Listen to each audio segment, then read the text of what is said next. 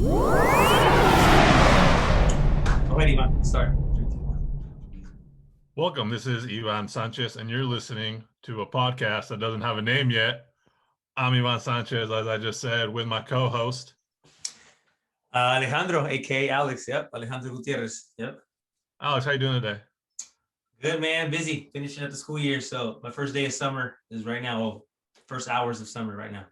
That's right. Yeah. Love to hear it, baby. Get that nice Sacramento summer. Is that a thing? Yeah. Sacramento summer? Sacktown summer. We're definitely gonna get I'm working summer school, so I don't feel like I'm getting a break. I'm gonna go back to work tomorrow, but it's a different vibe for sure.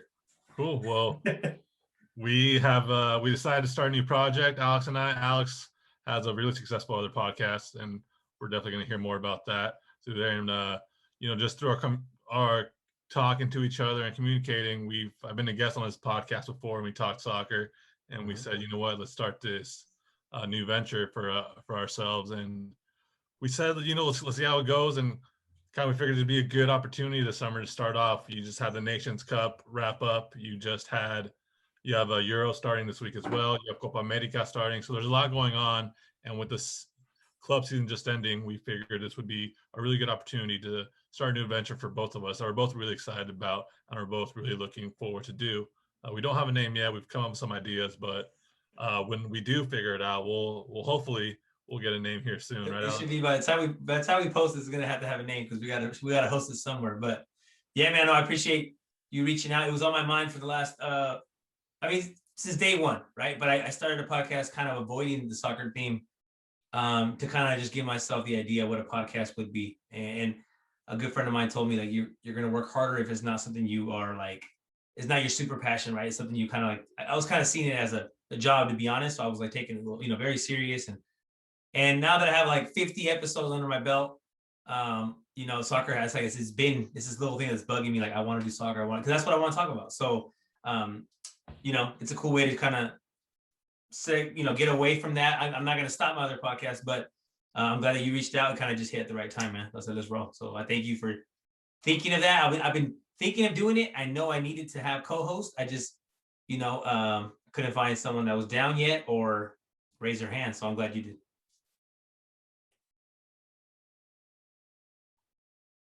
All right, sorry, topic. Go ahead. And then said, let's do it. And this gave us a perfect opportunity, right?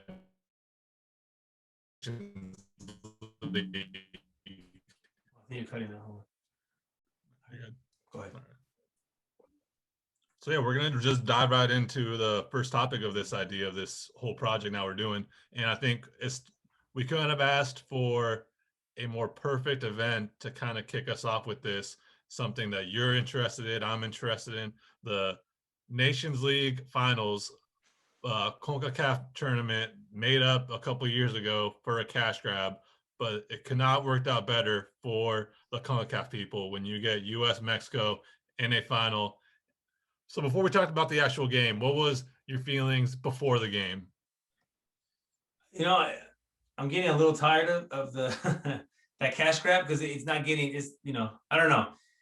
I was excited because there's going to be a game, right? I was excited because there's going to be a competitive game after over a year because of the pandemic. But definitely, just like looking at it, and obviously we know what CONCACAF had to do, and it wasn't. I think you are blaming CONCACAF for doing that, like, it's like they just want a money grab, but they almost had to do the Nations League only because Europe did it, right? And so when Europe did it, that stopped the European teams from coming to the United States to do friendlies, right? And so that pretty much what the U.S. what people was trying to do, right, was get away with like those friendlies, right? So if they got rid of the friendlies, then you wouldn't have a Mexico, Holanda, right? You wouldn't have a U.S., Italy, So because of those games, CONCACAF almost was forced to do a Nations League, right? And obviously, the ties are not there to play in Copa America. There's just so many broken, severed ties that, like, I guess this is all we got, right? It's like another tournament, like you said, it's an off year.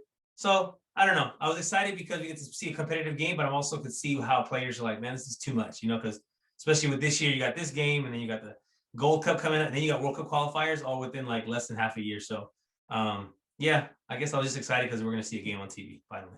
Yeah.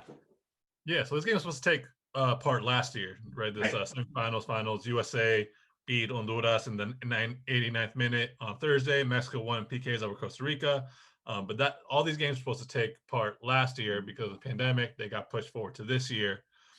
And so I'm kind of thinking about, I was like, I don't really want to, I was kind of skeptical of the games and just, I wasn't feeling it. And then as time got closer and that Sunday rolls around, and then I'm watching the pregame, and then I'm on Twitter, and then I'm seeing the excitement, and then I fell into it.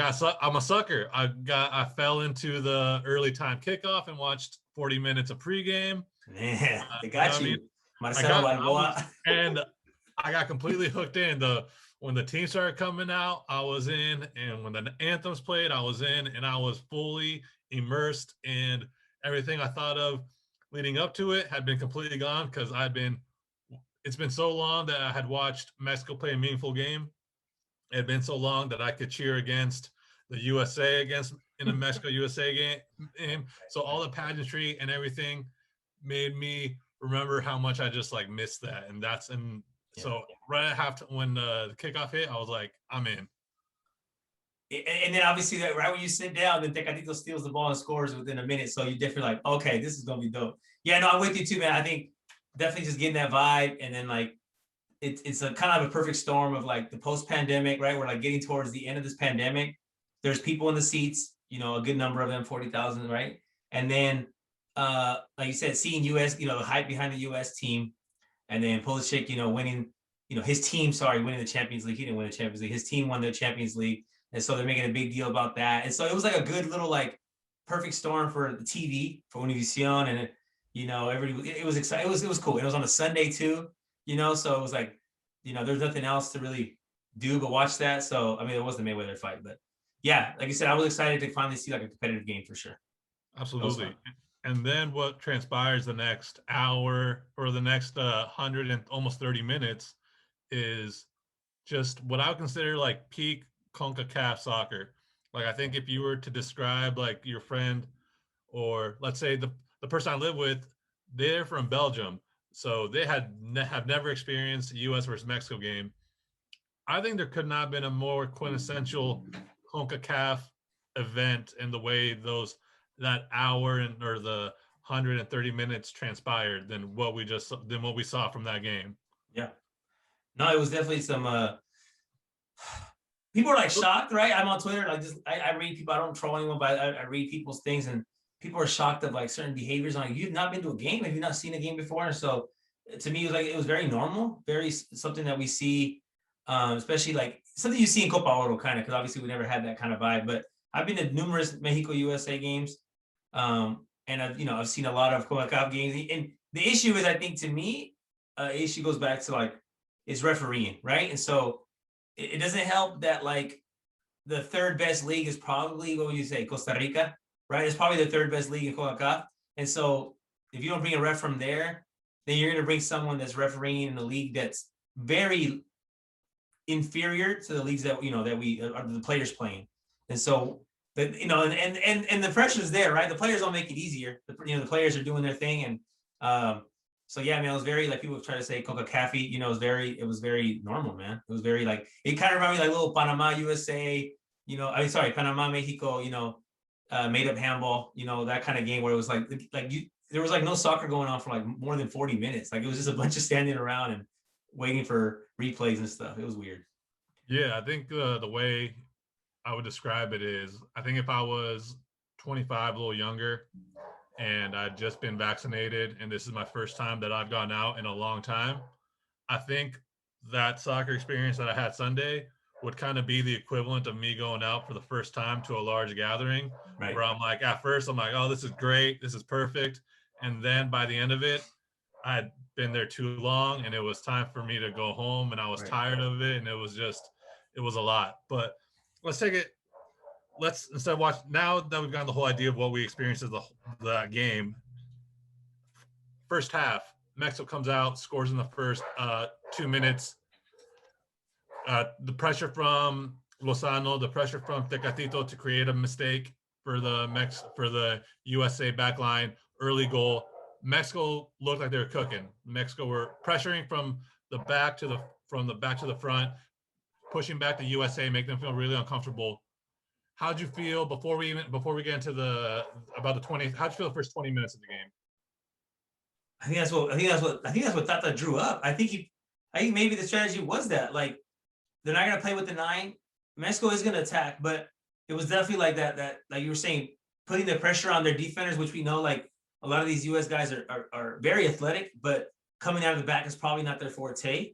And so I think that was like almost planned out. It was like, hey, let's steal and go. I feel like what we saw against Costa Rica at the game before, where it was like a little counter with Linus in it. I think that's something that, like, Tata probably, like, said, like, that's how we could beat USA. That's how we could, like, get through them, and that we don't have to possess all the way through. I think so. Definitely the first 20 minutes, man, that pressure was high.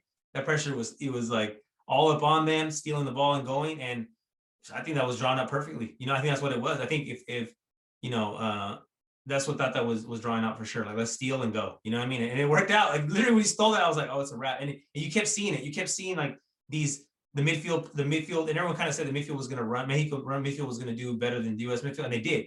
Mexico's midfield was all over the ball, and I think definitely that's what we saw the first 20 minutes for sure. Steal and go. Yeah, I think they found a gap in the U.S. defense that they exploited really well. They kind of allowed Chucky to play a false 9 and to kind of find these little these gaps in between the center backs wherever they were to kind of keep floating between them, looking for those balls long across them, and it was working out really well.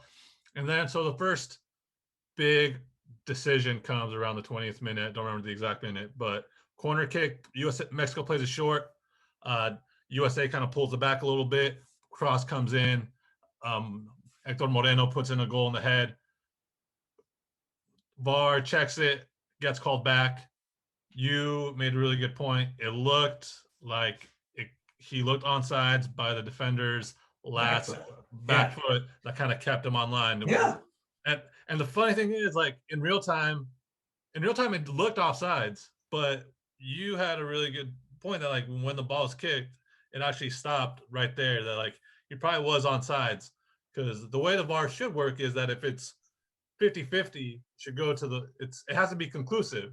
And that was like the NFL. It should be, if you can't have anything to overturn it, then don't overturn it, right? It should be like the NFL, where it's like, if we don't have enough to overturn it, then we just have to go with the call that was made on the field. You know what I mean? Because it's almost like the referee was just, he loved the VAR. He was like, I'm not even a ref. I just let the VAR do it. And that's literally what it was doing. Like, let the VAR do it. And when I saw the goal, it looked outside, but when I saw the replay, I was like, I was yelling at the TV, like, no, his back foot. So I don't know. I'm going to stick with that one. I think he was on, and I think it wasn't enough to say he was off. That was me. It wasn't enough to say that.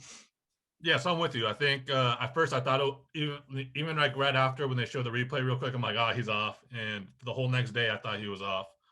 So I watched it again. I kind of take your turn now, where I think he was on.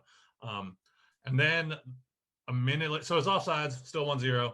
A minute later, USA gets a corner, and now begins the first of a continued problem that Mexico has, where McKennie goes in, gets a header, wins in the air, off the post. Reyna's there to put it away, right, 4 yards out, and literally a minute or two after Mexico almost took a 2-0 lead. Now USA are 1-1, and now they're gaining whole new confidence. They've just got new life. They got new life because they weren't in the game, right? They literally were 1 second away from being 2-0 without having any attack, right? Without having anything really, like, showing for it. And so, and that's on the referees. And so it's like, and right when that happened, you're like, in your head, like, dude, that's how you lose the game. Literally, that's how you lose the game, because you have a 2-0 lead, and a minute later they score. And so it's all about time management. I think if 5 minutes go by, or maybe 10 after that, then the result's way different. But the fact that, I don't want to go get ahead of myself too much, but the fact that every time Mexico was in a chance to, like, win this game, they gave up a goal right away. It was like this, like, they worked so hard to get one, and then we're just giving them away. And so I think that was definitely a mental thing that you can't come back from. That was one of them, and the next one we talk about is going to be worse, for sure. Yeah, but right before half, I think this is one of the big plays that people keep forgetting. Right before half, Chucky is one-on-one on goal, one-on-one. He even looks back. I think he might think he's offsides, because he just shoots it. Right, and he shoots it. And it's one of these moments that, in retrospect, has not been talked enough. One, the great save, but two, I think if you're Chucky Lozano, I would think that he would think about dribbling past him, getting around him, because everybody else is frozen. Right. And if Mexico gets that goal right before half in the 48th minute, all the work they put in the first half to be the better team, because in the first half they were the better team. All of that has now been rewarded, right? They get the 2-1 lead. Sure, they allowed a goal, but now they've bounced back. And now the USA letting in a goal in the last minute. Now they kind of have to restart over again and be like, oh, wait, what can we do to get back into this game? Right. And instead, now USA has confidence because they've survived a really bad first half of soccer. And now they're no worse for wear because they're 1-1. No, you hit it on the head. I think I forgot about that one. Now you bring it. Yeah, that's definitely. There was another one too. Charlie Rodriguez a couple times where little breakaways where it could be 3-on-1, 3-on-2, and just bad decision, like just not knowing where to do with that ball. And definitely, like you said, you go to a half, you're up 3-1 or 2-1, and you're like, okay, this is definitely like, even though with the offside, you're like, it was worth it, right? We did all the work. We're up a goal. Now it's time just to manage the last 45. And you go into halftime just hitting yourself in the head like, we should be up, we should be up, we should be up, And so I still applaud them for bouncing back mentally because they did, other Mexico teams were probably shut down, but this team was definitely like, okay, we can still keep going. But we know what happens in the second half. Yeah, and then second half for I think credit for the US, they made some adjustments formation wise. Yeah. They pushed Sergio Desca up a little higher. I think there was a gap to attack on their left side, Mexico's right side, where Ream was there. And I think one of the problems that I saw in the second half for Tata was he took too long with the subs. Right. Not subs that he had to make because Corona comes out at about the 60th minute, and because that's all he could give. He was coming off an injury. He couldn't get any more. You definitely saw after halftime that he just wasn't attacking the gaps as much. He wasn't going at defenders as much, because in the first half, he's probably the best player on the field, Tecatito Corona, where he's taking guys on. He's playing with confidence. He's dribbling players. He's passing. He's controlling the whole thing almost. Yeah. And in the second half, you just kind of saw, I think maybe sitting around that long at halftime and just like his body getting cold, it just took too long. But he just wasn't the same from there. And so they had to make a sub there. But after that, he takes too long to change up his team, I think, because USA started to get confidence little by little. Ochoa makes a great save from a Wesley McKenna header. And, Mexico almost looked a little lost around the 70th minute. Yeah, they were definitely like, it's almost like USA finally figured it out. Like, these are the guys they got, and we can figure these ones out. And like you said, we already knew Linus was coming in. So, it's like, bro, you got to do it earlier. Because everyone was shouting, like, how come he's not in there to begin with? And I'm like, well, he is better than Antuna. He is better. He is more in shape than Tecatito. But to me, it was more like, who's going to give him a better sub? I think at that point, he kind of just decided, I'm going to go with him. He'll be the better spark at the end than maybe Antuna would be, only because Antuna doesn't have the touch that he has, right? So I think that's the strategy, right? We all know that he was probably the better player to start the game, but he was probably thinking he'll be a super sub, and so he was a super sub, but it was a little too late. And then the other options, that bench looks thin. I mean, as far as changing the game, you're not going to put Pulido in. You're not going to put these guys that are going to be slower than what the game is asking you to be, So, and Andy Martin, all he could do was pressure, and he got one. He did get one like a little. He did have a shot, I think, on goal. It was a good chance, but it's not enough. That bench looked very thin. Where we really had one guy that wanted to go in. That's it. That's what we were waiting for, one guy to go in. Yeah, but here's the thing: the first sub wasn't him. The first sub was Romo. Was Romo the right sub? Should have been Orbelin. Should have started maybe. You could argue he could have started instead of Charlie. He went for Charlie, no, or he went for Corona. What did he go in for? I think he went for Corona, if I recall. But yeah. I don't know. I think Romeo had to play. I was okay with the sub. Like I said, none of them really changed the game. I think.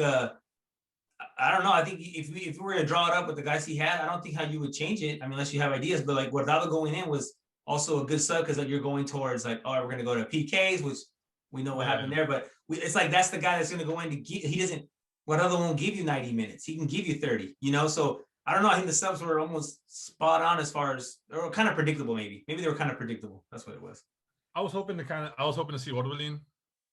I think Pineda would have been. I'm not impressed with him with the selection, but I like him as a player. I don't know. I'm not impressed yet, but Mexico was starting to lose the midfield a little bit. So you needed somebody who could kind of be an outlet for the midfield. to the forwards and Yeah. him kind of dropping a little bit lower, kind of working the opposite side of where Linus would be, and just creating more outlets for them would, it'd probably change your formation a little bit more because now Chuki's probably higher up alone. Yeah. But I think it would have given a little more of glue in the midfield when you started to lose it. And, that's also counting when you add in Guardado. But with all that said, so Mexico's struggling. We're not playing as well as they did in the second half. Credit also has to be given to U.S. for that too. But I think, Mexico's still playing well. Linus does come in, makes an instant impact, 79th minute. Yeah. He has the ball on the right-hand side. He cuts it into his left, hesitates, takes an extra step to the left, and kind of waits for Ream to get settled, looking for that shot. And then he takes one more step, cuts it in near post, goal. Mexico's up 2-1. That should have been, or that's what you kind of assume would be the game winner. And it's perfect. It's a perfect kind of goal for a game winner in a game this intense and in this environment. No, that was definitely the game right there. And like I said, we know what happens a minute, or I don't know how many minutes after, but it seemed like right after, it's one of those, you play keeper, I play keeper. And one thing you don't like is giving up corner kicks, right? Because you're like, hey, we don't need to give them up. If we don't have to give them up, don't give them up.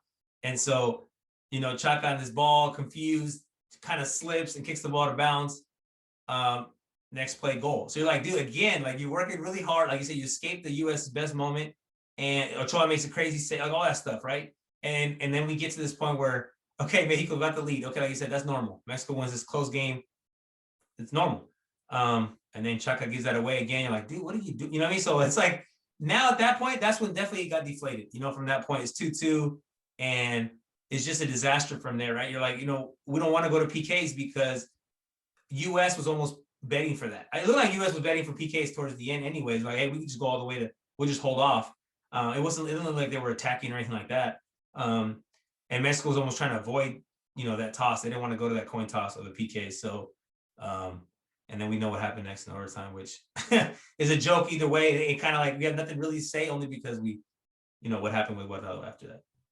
Yeah, I think, so I think my biggest, so the Chaka thing is, that's the dagger, man. Like, that's the dagger. Like, yeah, how can you do that? And then another goal off a header where McKennie wins his third corner. Wide open. This is what I don't get. Why are they continuing to zonal mark? I mean, because when you zonal mark, especially on corners or free kicks, and you know what I started to get every time USA got a corner, I started to get that like feeling that you would usually get from past Mexico teams, were like, oh my God, another free kick. Right. Got another corner kick. Is guys just watching and letting guys just header, letting guys just go on goal, and definitely like it looked like what I said, old school Mexico, just something that Osorio worked on a long time. Everyone kind of criticized them that, he's not taking Aris Hernandez, or he's not taking, these short guys, Rodrigo Salinas, whatever. But he wasn't taking them because he had a standard that he wanted 4 big backs, and in Mexico we have an issue, or fans have an issue, because Mexico, we want to see our outside backs move the ball up the field, right? It's like something that we have a love for. Don't get me wrong, I love seeing my backs go, take the ball up the field. But Osorio was totally against it, right? He wanted Ayalas, he wanted, these big 4 guys standing there. And that's definitely why I think when he did it, I think when he coached, I think they only scored 2 goals off corners, or 2 goals off set pieces or something like that. The stat was really crazy. So, we could criticize JC, but he was doing it.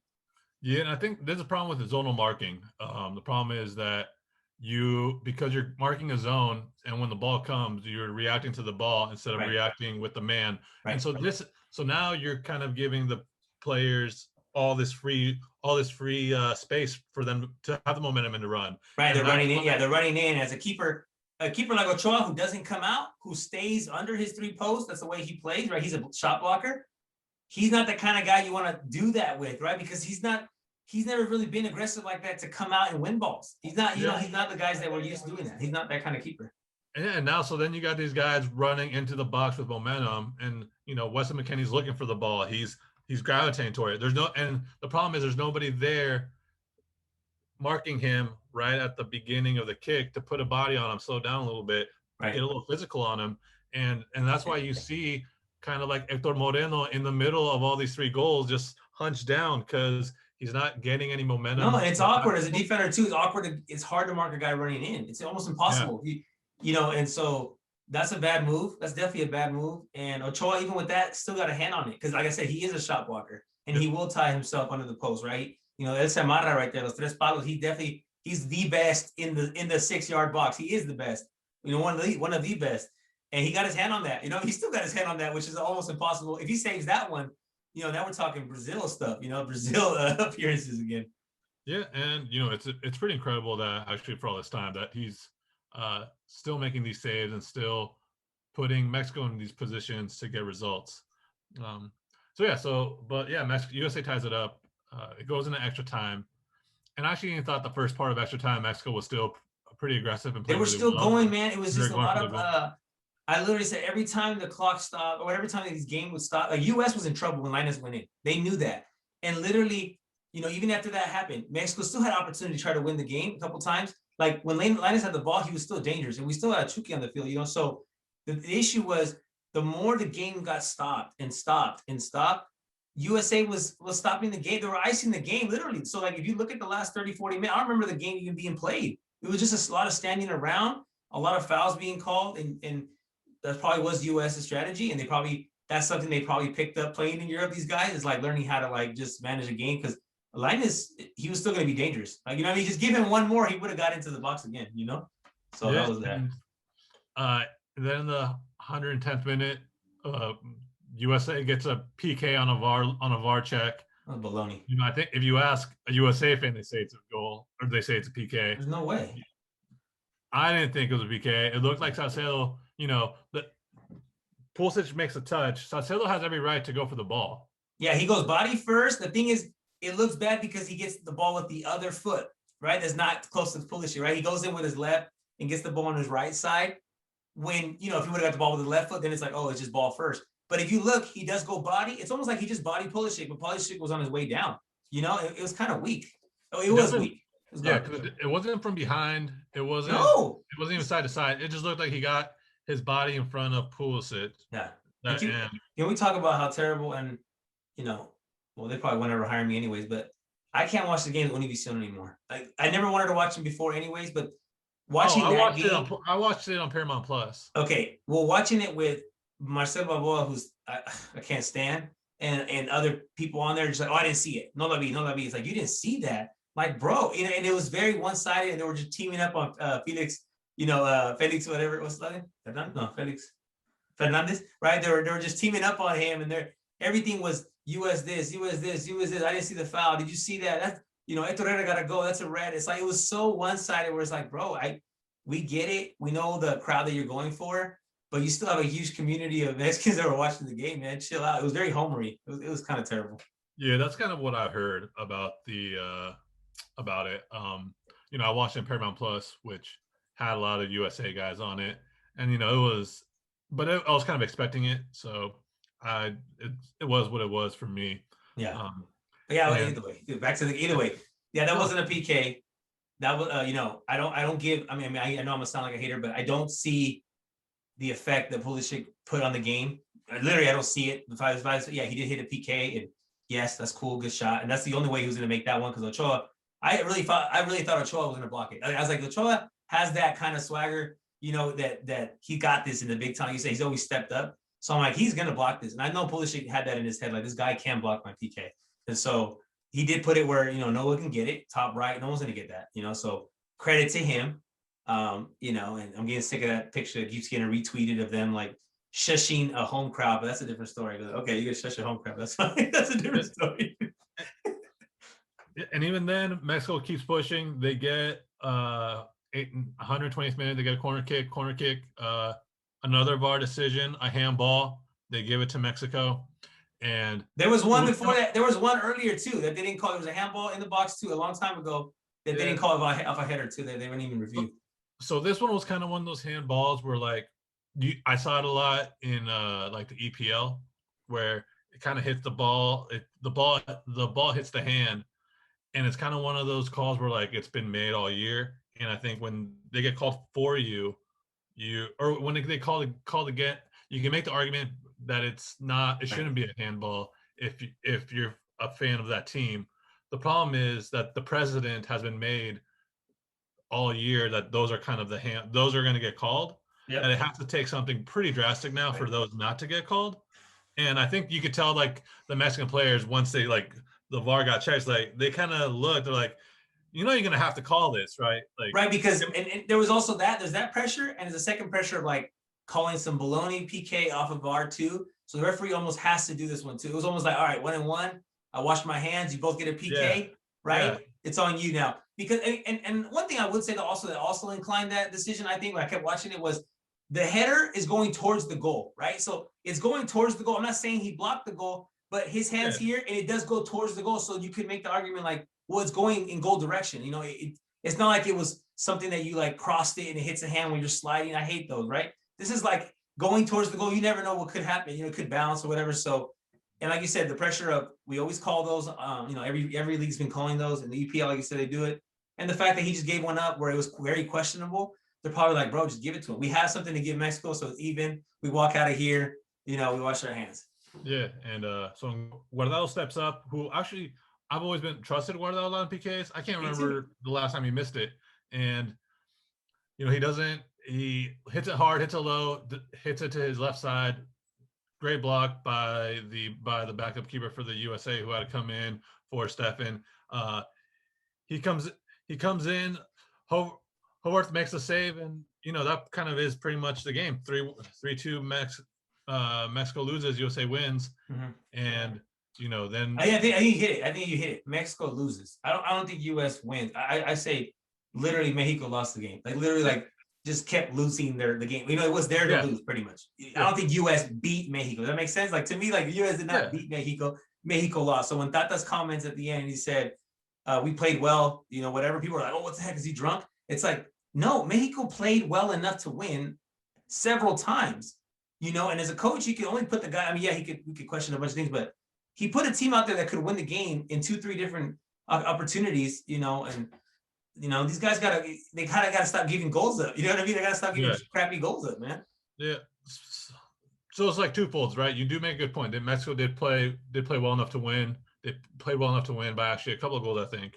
Problem is, if you play well enough to win and you create all these chances where you should maybe have a 2-goal lead at some point, and you don't deserve to win, because now you've opened yourself up and you've allowed a team to hang in there. Yeah. And if they do the little things well enough to get the goals to keep up with you, and at the end they pull ahead, I mean, you don't deserve to win when you should win and you don't pull it off. I think that VAR decision, literally that 2-0 VAR decision, is a huge momentum changer, like you said, because US scores right after. You know, so we're talking about 2-0 with 20 minutes into the game. We're talking about Mexico's going to win 4-0 today.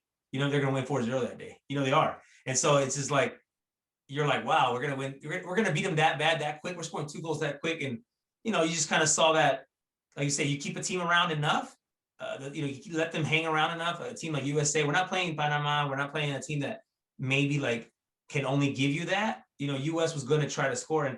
And like I said, they didn't outplay Mexico in any part of the field. They didn't outplay them. You know, not even the keeper, you know, because Ochoa did his thing too. I think literally it was just circumstantial, man. The opportunity was there. US scored the 3 chances they had, and they put them in. Yeah. And so I think with the fact that the goals came from set pieces, though, that I think kind of does fall on coaching, because you guys are putting in the ideas. I want, when we're defending, I want this kind of defense when we're defending. I think that does fall on the goal. I think that does fall, on the coaching at some point. No, I hear you, bro. I think somebody has to tell him, like, or break it off and be like, yo, everybody find a mark, fucking mark up. Whoever, you know, if Herrera is the best defender, you have Ariel. He's the guy who should be on Weston McKennie on these corner kicks. I mean, but no one that never happened. And so I think when the goals come from set piece like that, that does fall on coaching some of it, because now that's a strategy on what you're doing defensively. Yeah. No, we can definitely criticize Tata in a lot of ways. I'm not taking any blame from him, but I think he was okay when saying that they played well and he's not really worried. Like I don't think it's time to get worried. Like I really don't see that. Like, you know, if we win 3-2, if we win ugly 3-2, we'd be talking about, you know, like, oh, we won Nations League. It's just a Mickey Mouse. You know, we you know, Mexican media will still twist either way, that it's either it didn't matter or we lost something that, you know. If Mexico would have won the game the way USA did, and if they would have done it against a team like France, I mean, nobody would be apologizing in Mexico about winning that game. No, You know what I mean? no. But So okay, so was there either way, I don't. what players were you impressed by then for Mexico? Like I said, I wasn't a big Linus guy. Just because the last couple of years, he's been trying to find his way. But I think Linus definitely has earned a spot to be there. He needs to be there all the time right now. I honestly don't really pinpoint anyone else that was like, I think Hector Herrera was obviously doing his thing, but he mostly always does his thing. I wasn't really too shocked. And the back line. I think Alvarez played fantastic. I think Alvarez in defensive midfielder role. Yeah, this one was decent for sure. The back line, we could interchange the whole back line, to be honest. I mean, we could literally bring 4 other guys and probably get the same result or maybe better. I mean, Nessa Rafa did his thing, but like you said, big size for nothing almost, but he's like okay enough to be there. I don't, like I said, so I don't know. Carlos Salcedo, I'm upset with him. I'm tired of him and his antics and him being in situations where we have to go to a VAR or whatever. He goes in and just starts kicking people. And I like that he has that fire in him, but I can definitely say, either you start that guy, but you don't sub him in because he came in way too hot and it is a VAR decision. It wasn't a PK, but like he puts himself in some weird situations, man, all the time. Yeah, I mean, and you can make the argument that I think it should be in for Gallardo, that Sanchez could play on the right side. This is a game where Sanchez could have, and I'm not even a big Jorge Sanchez fan, but this is a game where he should have played because he's more athletic than Chaka. You know what I mean? He's more athletic. He could keep up with those guys. That is his forte, being big and fast. So I was like, I don't know why you put in a guy that's not big and fast. You know what I mean? Against US, that was kind of weird. But I mean, yeah.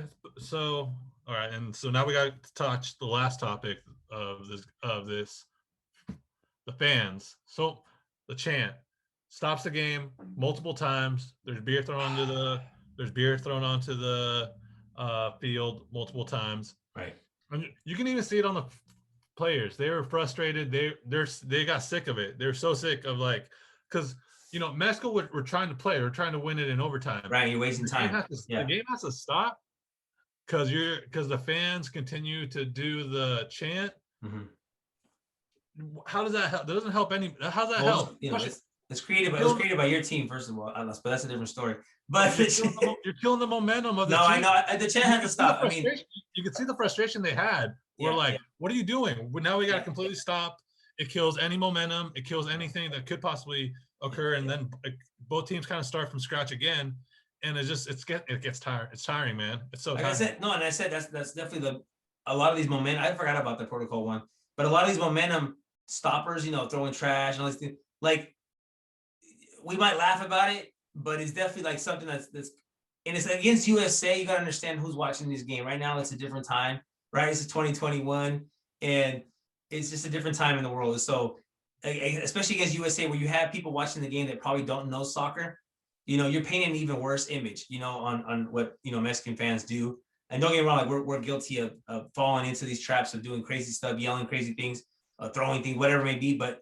It's not the time, and it has to stop. It might be funny and cool when you're playing, another Latino team and you're like in, you're in San Luis Potosí and no one's really watching the game. But when it's prime time and you're playing in USA, you know what I mean? It's like you have to have your best suit on and you can't act a fool. And so I definitely felt like it's just bad, man. It's a bad look. Like you said, the players are over it because they stop the momentum. They're helping US get their breath back and not letting Linus do his thing, which we needed the ball in Linus's feet the last whatever minute. He just needed one more play, man. He was going to take Ream or whatever guy was back that he was targeting him. He was going to take him all day. We already knew he was going to take with every guy. We just need to get the ball in his feet one more time. Yeah, and it's it's a tiring. It's it's kind of time for fans when they attend these games to just kind of just grow up and realize you have to evolve, you have to change. Like something that's okay 20 years ago. Out of ignorance doesn't make it okay now. They just got to change it to something else. All they got to do is change it to something else, and it'd be fine because it was still a cool thing to do. Who else celebrates goal kicks like that, right? No other team celebrates a goal kick from the opposing team. So just change what you're saying. Don't say that. Say something else. Yeah, and the argument that is such a dumb argument, but the one they put in a lot is they call FIFA hypocrites for placing a World Cup wherever they're going to place it, and all these other issues. But it's like that doesn't that doesn't give you the that doesn't give you No, the no, right. it doesn't. It doesn't make it wrong. Yeah, That wrong, right. No, hypocrisy, that doesn't work. That's stupid. Yeah. no, you're right. That It doesn't doesn't definitely clear. It doesn't clear this one, but it's just it is not FIFA. The thing is, people understand. I don't think it is FIFA. It definitely started when we were doing Copa America here in the United States, so it's definitely tied to like U.S. Federation, and it is definitely tied to CONCACAF because we know how bad it gets in Europe. We've seen it. We see it in club all the time. We see how bad it gets in Russia and different places. You've seen some crazy things that they do, very ignorant, very racist, things. So it's just it's got to go away, man. It has to go away. And I'm kind of scared because there's already been 2 games now with Protocol 1. I really feel like the next one in Gold Cup is going to be a disaster because they're going to go to whatever the next thing is, to be honest. And maybe they take away points against a team like Martinica, and they're like, well, it's fine. Mexico will still qualify, but we'll take these points away. I feel like they're going to do it. They can do it. Yep. So, I mean, so that's wrap up on the first ever Nations League, where you got, if this is the first time you watched a CONCACAF final, you literally got everything. Everything. Yeah, you got everything. You got the perfect idea of what, like, when they say CONCACAF, like, that's the perfect example of what it is. And, now for Mexico, it's a busy summer. They got Gold Cup in a month. They got World Cup qualifying in the fall, where they come hard and they come a lot. They're doing 3 every cycle, every international break now too. So, at the end of the day, you didn't win. And now, pressure's on Tata to get a result in the Gold Cup now. Yeah, I think definitely the pressure's on now, because before it would have probably been like, oh, we won this, so Copa Oro, let's just take a break. But now it's definitely like, no, we need to win something this summer, bro. You know what I mean? Because the Olympics is going to be a tough way to win. And we could win it, but it's still a tough way. And I think Gold Cup is definitely going to be Tata's opportunity to redeem himself. And we are going to be seeing some new names being called. I think they're going to call some other guys, probably give a chance to some other people. I think so. I think he probably saw some people that cross off. Yeah. Of course. So we're going to take a quick break.